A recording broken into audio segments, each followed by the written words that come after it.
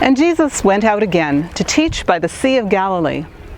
And when the crowds became unmanageable, he got into a small boat. And he went out a little while and he sat down in the boat, and then he began to teach to the people, all assembled there on the shoreline. And he did so by telling them parables. One of his teachings went like this. A farmer went out to sow some seed, and some of the seed fell on the path, and it was quickly gobbled up by birds. Other seed fell on rocky ground, where it did not have much soil, and it sprang up quickly, but when the hot sun came out, it withered the fragile stems and leaves, and the plant died because its roots didn't go deep enough into the soil. Other seed fell among thorns, and the thorns grew up and choked it, and it yielded no grain at all. Other seed fell into good, rich soil, and when they sprouted, the plants grew and produced a crop 30, 60, 100 times what the farmer had planted. And Jesus said, "Those who have ears to hear, let them listen." And when he was alone, the people who were with him and the 12 asked him more about the parables. And he said, "To you has been given the secret of the kingdom of God. But to those outside, everything comes as parables, so that they may indeed see, but not perceive. They may indeed listen, but not comprehend, so that they may not turn again and be forgiven."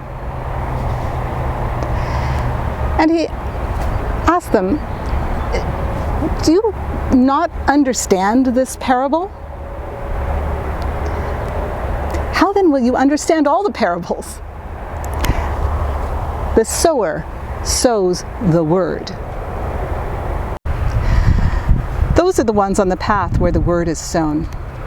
When they hear, the tempter quickly comes and takes away the word that is sown in them, even before it takes root. And these are the ones sown on rocky ground. Those people hear the word and receive it immediately with joy and enthusiasm. But without deep roots, when trouble or persecution comes on account of the word, their faith withers. And others are those sown among the thorns and the weeds.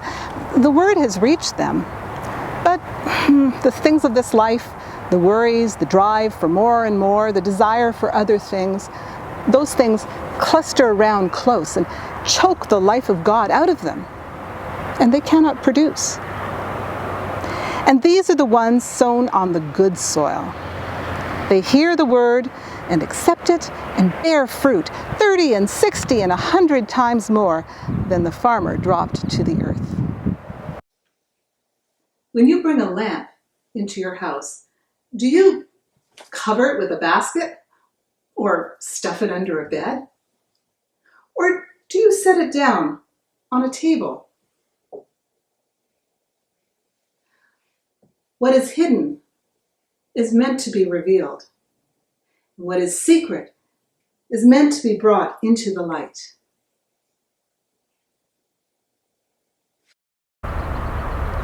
Let anyone with ears to hear listen.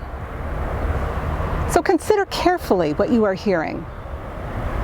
Pay attention, because the measure that you give will be the measure that you receive, and then more. For to those who have, more will be given. And to those who have nothing, well, what little they have will be taken away.